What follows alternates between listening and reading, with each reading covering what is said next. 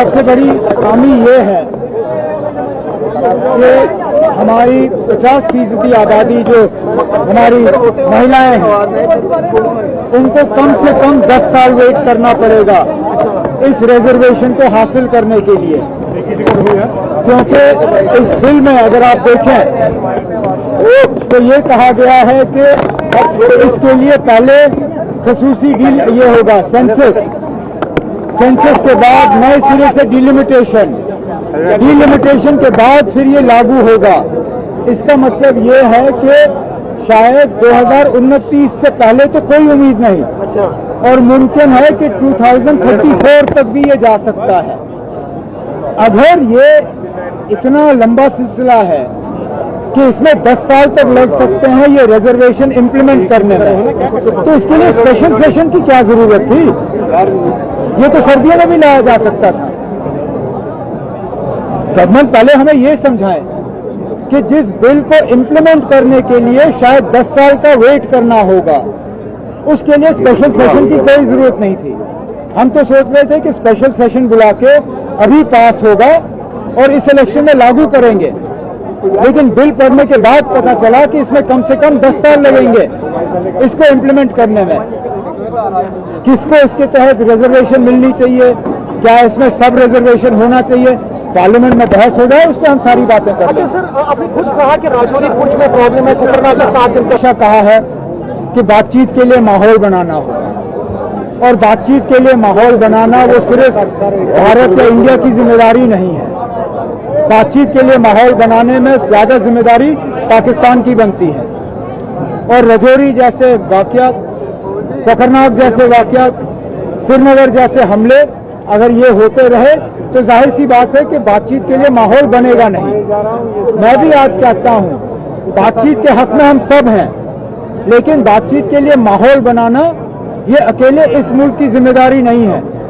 हमारे जो पड़ोसी मुल्क हैं उनको बातचीत का माहौल बनाने में कदम उठाने होंगे, जो फिलहाल हमें कोई कदम दिखते नहीं है। सर, पीडीपी नाराज है। क्या मैं अपनी राय नहीं रख सकता हूं? मैंने अपनी राय रखी ना, मेरा हक है, मैं अपने पार्टी की तरफ से वहां राय रख सकता हूं।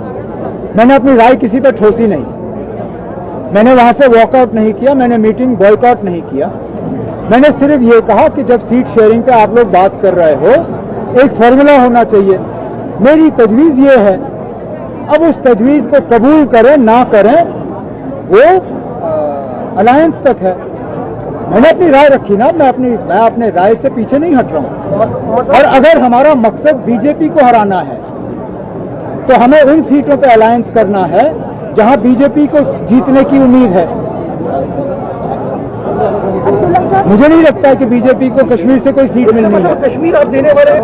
मैंने सिर्फ अपनी राय रखी है, बाकी अलायंस का वहां क्या फैसला होगा उसके बाद हम फैसला करेंगे। बातचीत से बात होती है, आपने कहा बातचीत से बात होती है।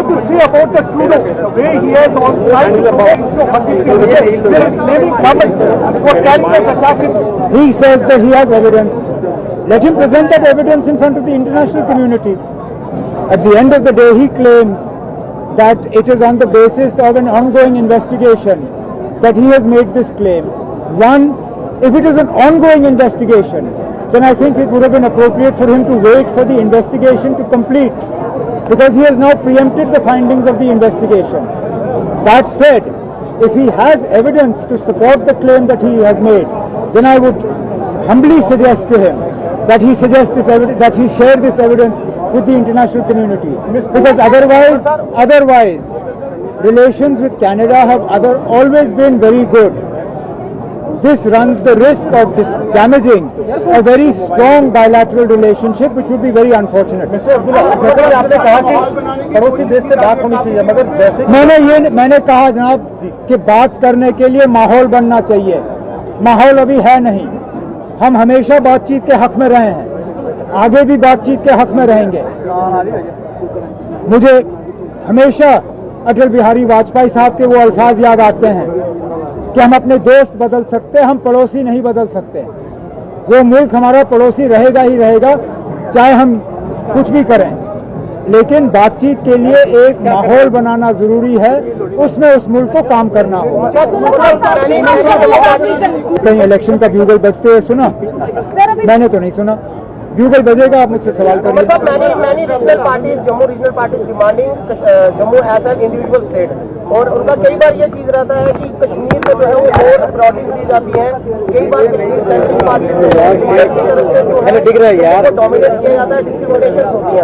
आपको क्या लगता है अगर जम्मू की जो अलग स्टेट की जो मांग की जा रही है, जो जम्मू की रीजनल पार्टी मांग रही है, अगर ये बन जाती है तो कश्मीर को क्या नुकसान होगा, जम्मू को क्या नुकसान? मैं इन सवालों का जवाब देता नहीं। जो बंटवारा होना था जम्मू कश्मीर का वो हो गया है। हम उस बंटवारे को रोकने के लिए सुप्रीम कोर्ट गए।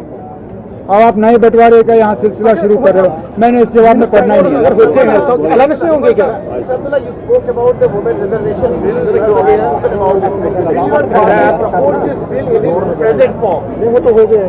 I've already answered it. There are flaws in this bill. We would work to get those flaws corrected. The fact that it is going to take so long to implement is in itself a major flaw of the bill. I don't see how it will be possible for us to unilaterally announce a support for a bill that we believe still has gaps in it.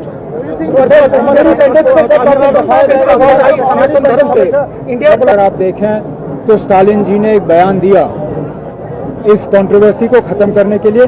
मुझे नहीं लगता उसके बाद मुझे कुछ कहने की जरूरत है। कर सकता है ना, हम तो बार बार कहते हैं कि हम उनको वापस आते हुए देखना चाहते हैं, लेकिन मैंने हमेशा कहा है आप उनको घसीट के वापस ले नहीं सकते हो। वो इसलिए वहां से चले गए क्योंकि उन्होंने अपने आप को असुरक्षित समझा। जब तक वो सेंस ऑफ सिक्योरिटी आप उनको वापस नहीं लौटाते हो, वो वापस नहीं जाएंगे। उनको यहाँ से एक कैंप से लेके वहाँ दूसरे कैंप में बसाना वो कोई मायने नहीं रखती।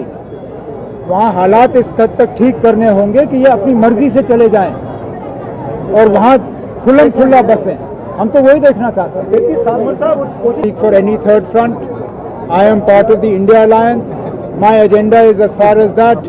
I am not going to get into any third alliance or fourth alliance. That way there is no end to the number of alliances. Mr. Owaisi can have his own single party alliance also. Well, that's not the point.